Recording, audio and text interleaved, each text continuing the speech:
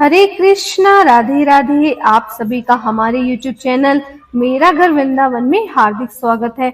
आपका दिन शुभ और मंगलमय हो और कान्हा जी की कृपा सदा सर्वदा आप पर यूं ही बरसती रहे। तो आइए श्रीमद् भागवत की कथा का श्रवण करते हैं। कृपया करके इन कथाओं का श्रवण पूरा कीजिएगा और यदि आपने हमारा चैनल सब्सक्राइब नहीं किया है तो प्लीज सब्सक्राइब कर लें ताकि आने वाली वीडियो की नोटिफिकेशन आपको मिलती रहे। और लाइक करिए और कमेंट्स करके जरूर बताइएगा कि ये कथाएं आपको कैसी लग रही हैं। तो आइए आगे का श्रवण करते हैं। श्री सनकादि कहते हैं, नारद जी, अब हम आपको सप्ताह श्रवण की विधि बताते हैं। यह विधि प्राय लोगों की सहायता और धन से साध्य कही गई है।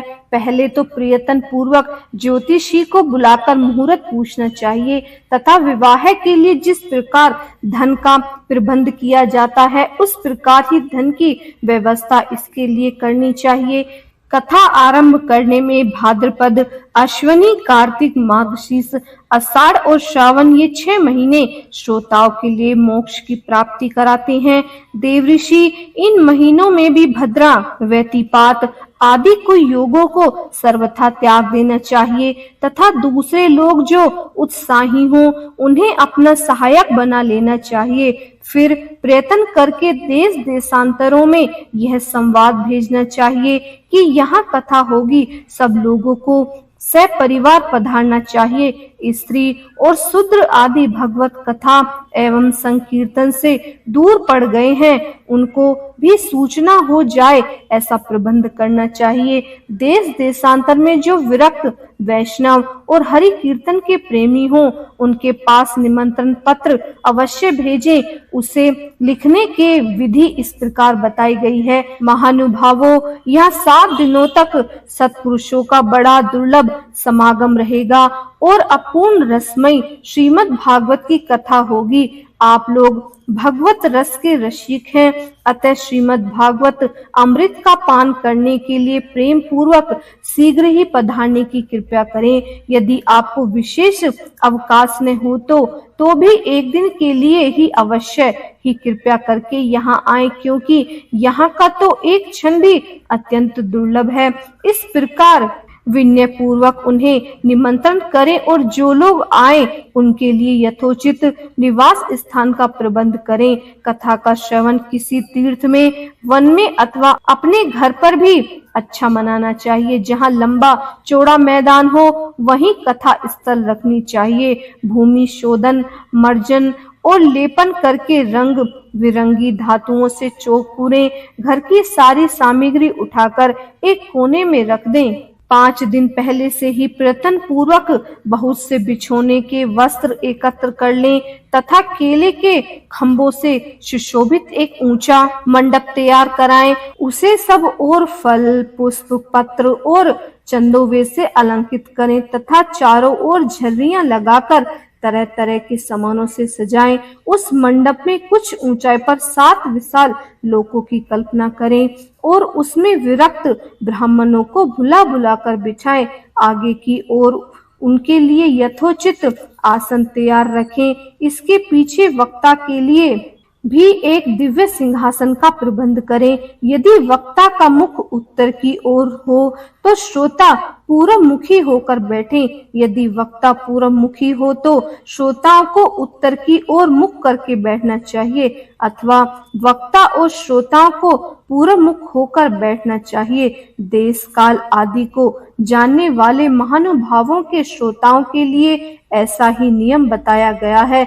जो वेद शास्त्रों की स्पष्ट व्याख्या करने में समर्थ हों, तरह तरह के दृष्टांत दे सकते हों तथा विवेकी और अत्यंत निःस्पर्श हों, ऐसे विरक्त और विष्णु भक्त ब्राह्मणों को वक्ता बनाना चाहिए। श्रीमद् भागवत के प्रवचन में ऐसे लोगों को नियुक्त नहीं करना चाहिए जो पंडित होने पर भी अनेक धर्मों के चक्कर में पड़े हुए हैं।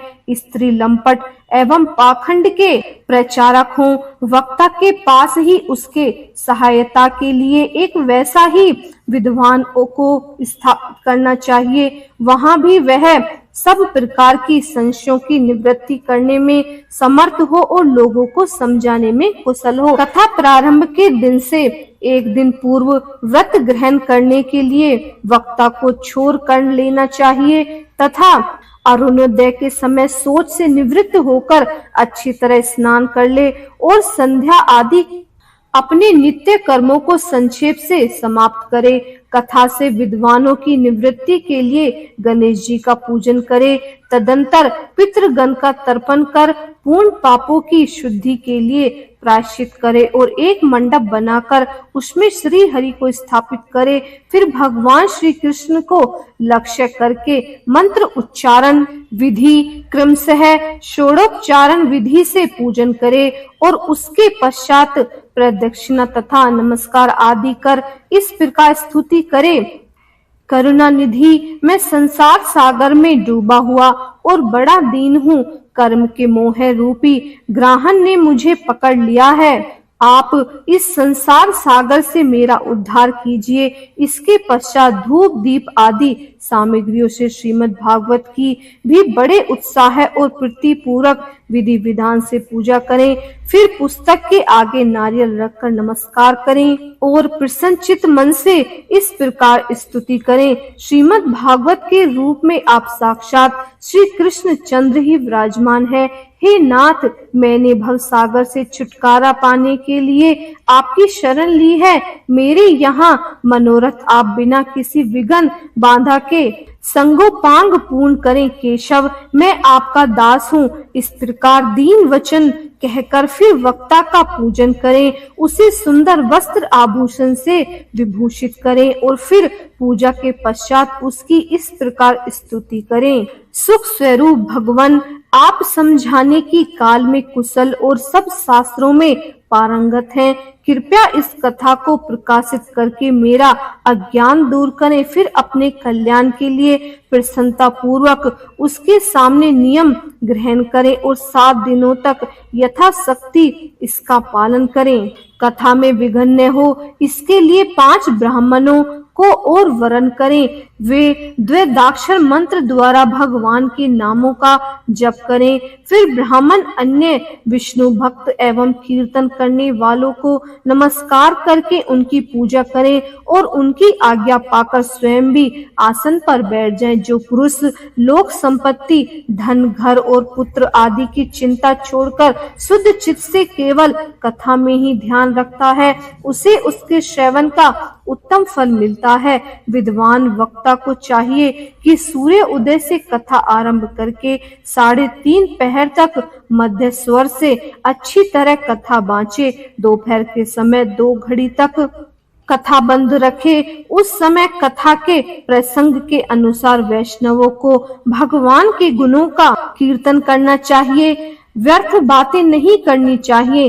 कथा के समय मूल मंत्र के वेगों को काबू में रखने के लिए अल्प आहार सुखकारी होता है, इसलिए श्रोता केवल एक ही समय हविष्यान भोजन करे। यदि शक्ति हो तो 7 दिन निराहार रहकर कथा सुने अथवा केवल घी या दूध पीकर सुख पूर्वक सेवन करे अथवा फलहार या एक समय ही भोजन करे।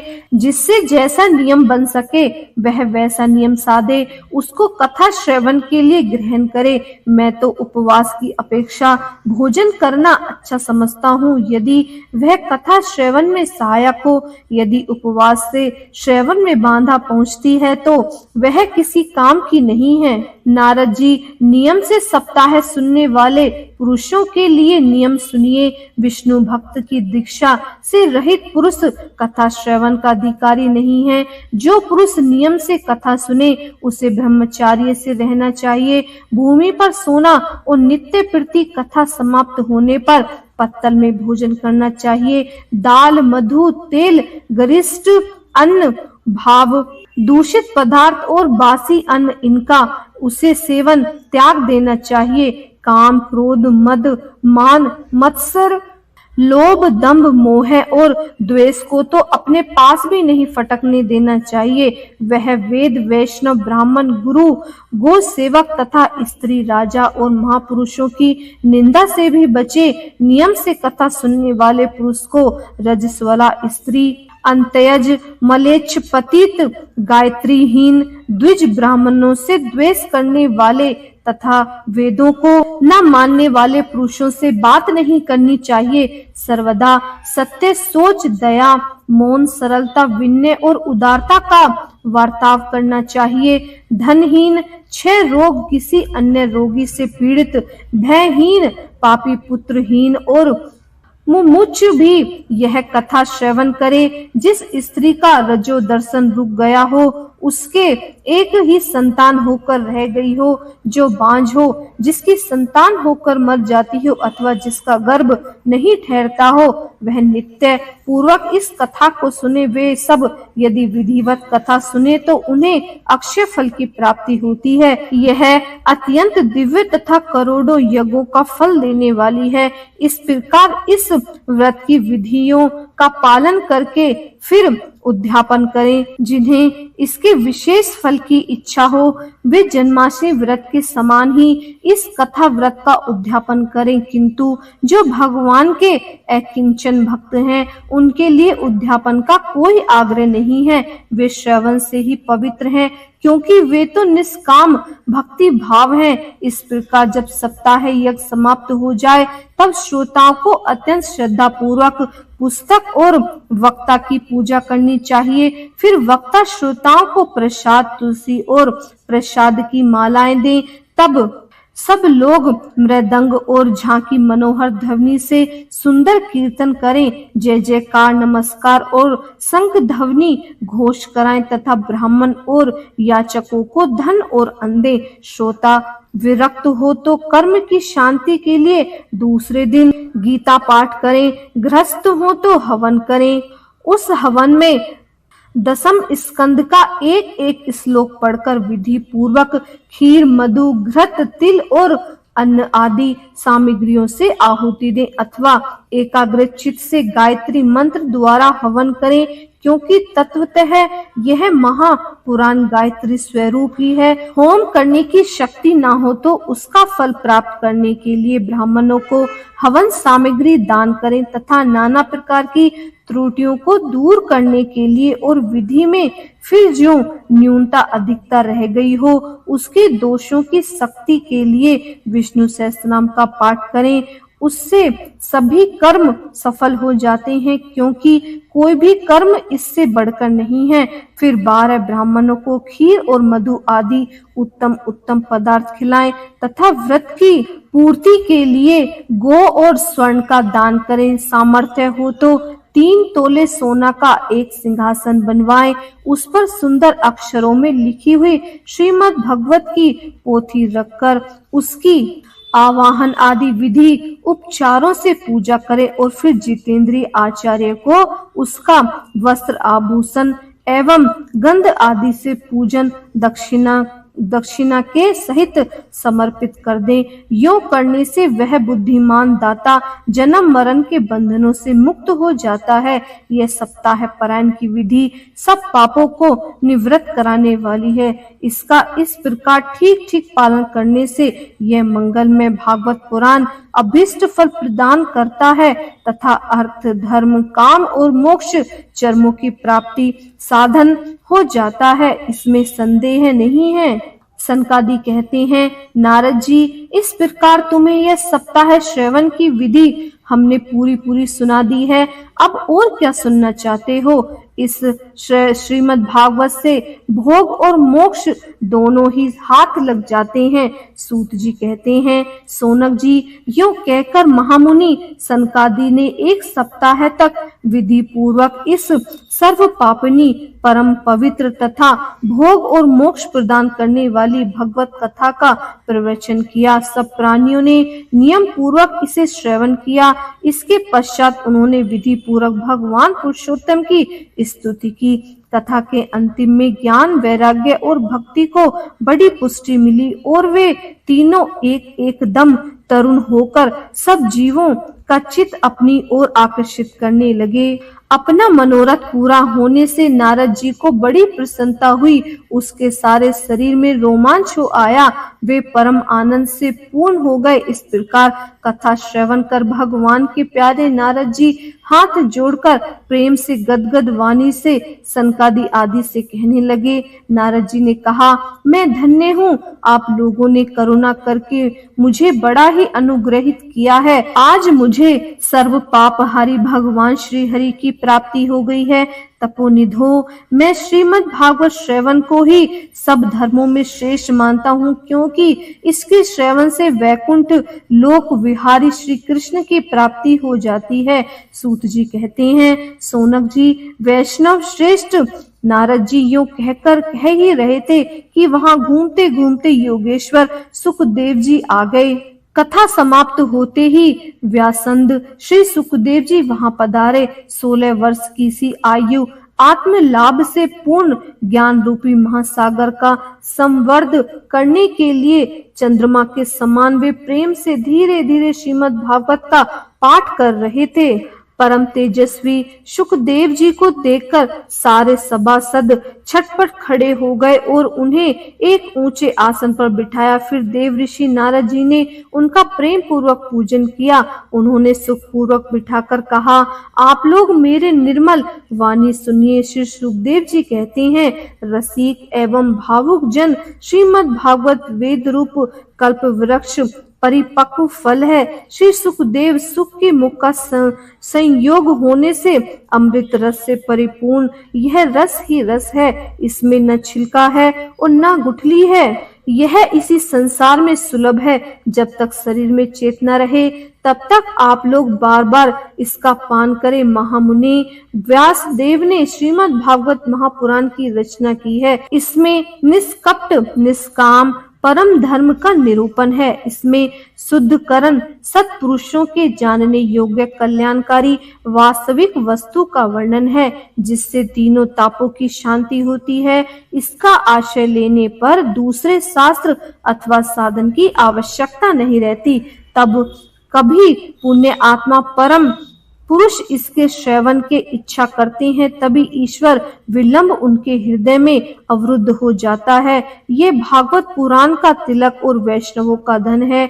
इसमें परमहंसों के प्राय विशुद्ध ज्ञान की भी वर्णन है तथा ज्ञान वैराग्य और भक्ति के सहित निवृत्त मार्ग को प्रकाशित किया गया है। जो पुरुष भक्ति पूर्वक इसके श्रवण पाठ पठन और मनन से तत्पर रहता है वह मुक्त हो जाता है। यह रस स्वर्ग लोक सत्यलोक कैलाश और वैकुंठ में भी नहीं है। इसीलिए भाग्य श्रोताओं, तुम इसका खूब पान करो। इसे कभी मत छोड़ना, कभी मत छोड़ना। सूत जी कहते हैं, श्री सुखदेव जी इस प्रकार कह ही रहे थे कि उस सभा के बीचों बीच प्रहलाद, बलि, उद्धव और अर्जुन आदि पार्षदों के सहित साक्षात श्री हरि प्रकट हो गए। तब देवऋषि नारद ने भगवान और उनके भक्ति की यथोचित पूजा की। भगवान को प्रसन्न देखकर देवऋषि ने उन्हें एक विशाल सिंहासन पर बैठा दिया और सब लोग उनके सामने कीर्तन करने लगे। उस कीर्तन को देखने के लिए श्री पार्वती जी के सहित महादेव जी और ब्रह्मा जी भी आए। कीर्तन आरंभ हुआ। प्रहलाद जी जो चंचल गति स्फूर्ति होने के कारण करताल बजाने लगे। उद्धव जी ने झांझे उठा ली। देवऋषि नारद वाणी की ध्वनि करने लगे। स्वर विज्ञान में कुशल होने के कारण अर्जुन राग अलापने लगे। इंद्र ने मृदंग बजाना आरंभ किया। सनकादि बीच बीच में जय घोष करने लगे और इन सब के आगे सुखदेव जी तरह तरह की सरस अंग भंगी करके भाव बताने लगे। इन सब के बीच में परम तेजस्वी भक्ति ज्ञान और वैराग्य नटों के समान नाचने लगे। ऐसा अलौकिक कीर्तन देखकर भगवान प्रसन्न हो गए और इस प्रकार कहने लगे, मैं तुम्हारी इस कथा और कीर्तन से बहुत प्रसन्न हुआ।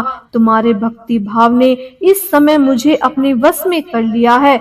अतः तुम लोग मुझसे वर मांगो। भगवान के ये वचन सुनकर सब लोग बड़े प्रसन्न हुए और प्रेमानंद चित्त से भगवान से कहने लगे, भगवान, हमारी यह अभिलाषा है कि भविष्य में भी जहाँ कहीं सप्ताह कथा हो वहाँ आप इन पार्षदों सहित अवश्य पधारे, हमारा यह मनोरथ पूर्ण कर दीजिए। भगवान तथास्तु कहकर अंतर्ध्यान हो गए। इसके पश्चात नारद जी ने भगवान तथा उनके पार्षदों के चरणों को लक्ष्य करके प्रणाम किया और फिर श्री सुखदेव जी आदि तपस्वियों को नमस्कार किया।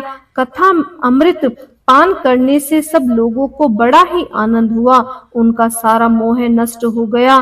फिर वे सब लोग अपने अपने स्थानों को चले गए। उस समय सुखदेव जी ने भक्ति को उसके पुत्र सहित अपने शास्त्रों में स्थापित कर दिया।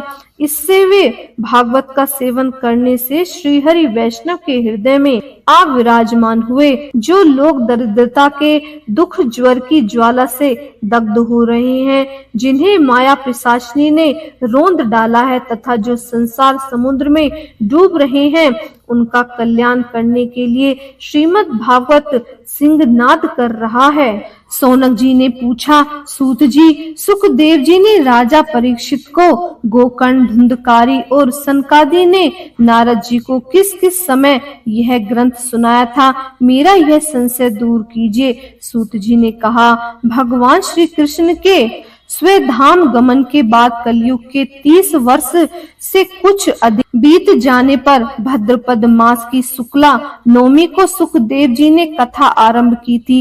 राजा परीक्षित के कथा सुनने के बाद कलयुग के 200 वर्ष बीत जाने पर आषाढ़ मास की शुक्ल नवमी को गोकर्ण ने यह कथा सुनाई थी। इसके पीछे कलयुग के 30 वर्ष और निकल जाने पर कार्तिक शुक्ला नवमी से सनकादि ने कथा आरंभ की। सौनक जी ने पूछा, भगवान सुखदेव जी ने राजा परीक्षित को, गोकर्ण ने धुंधकारी को और सनकादि ने नारद जी को किस किस समय यह ग्रंथ सुनाया था, मेरा यह संशय दूर कीजिए। सूत जी ने कहा, भगवान श्री कृष्ण के स्वधाम गमन के बाद कलयुग के 30 वर्ष से कुछ अधिक बीत जाने पर भाद्रपद मास की शुक्ला नवमी को सुखदेव जी ने कथा आरंभ की थी। राजा परीक्षित के कथा सुनने के बाद कलयुग के 200 वर्ष बीत जाने पर आषाढ़ मास की शुक्ला नवमी को गोकर्ण ने यह कथा सुनाई थी। इसके पीछे कलयुग के 30 वर्ष और निकल जाने पर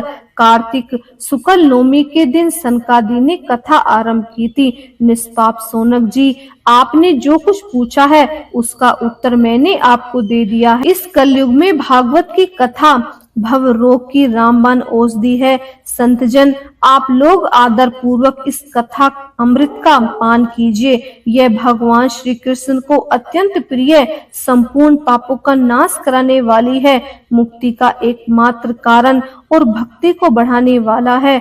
लोक में अन्य कल्याणकारी साधनों का विचार करने और तीर्थों का सेवन करने से क्या होगा?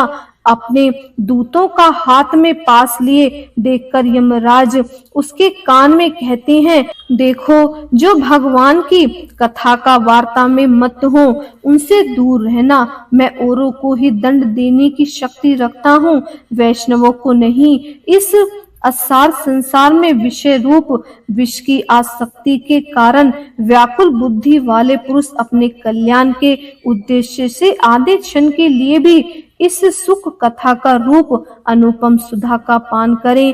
प्यारे भाई, निंदित कथाओं से युक्त कुपथ में व्यर्थ ही क्यों भटक रहे हो? इस कथा के कान में प्रवेश करते ही मुक्ति हो जाती है। इस बात के साक्षी राजा परीक्षित हैं। श्री सुखदेव जी के प्रेम रस में प्रवाह में स्थित होकर इस कथा को कहा था। इसका जिसके कंठ से संबंध हो जाता है वह वैकुंठ का स्वामी बन जाता है। सौनक जी, मैंने अनेक शास्त्रों को देखकर आपको यह परम गोप्य रहस्य अभी अभी सुनाया है। वह शास्त्रों के सिद्धांतों का यही निचोड़ है। संसार में इस सुख शास्त्र से अधिक पवित्र और कोई वस्तु नहीं है।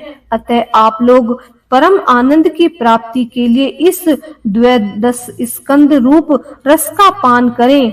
जो पुरुष नित्य पूर्वक इस कथा का भक्ति भाव से श्रवण करता है और जो शुद्ध अंतकरण भगवत भक्ति के सामने उसे सुनाता है, वे दोनों ही विधि का पूरा पूरा पालन करने के कारण इसका यथार्थ फल पाते हैं। उनके लिए त्रिलोकी में कुछ भी असाध्य नहीं रह जाता।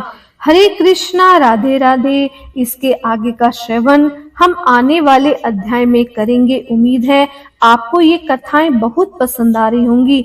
यदि पसंद आ रही हैं तो प्लीज हमारे चैनल को सब्सक्राइब कीजिए, लाइक कीजिए और इस वीडियो को ज्यादा से ज्यादा शेयर कीजिए ताकि और लोग भी इसका लाभ उठा सके। और कमेंट्स में हमें बताइएगा कि आपको ये कथाएं कैसी लग रही हैं। हरे कृष्णा, राधे राधे।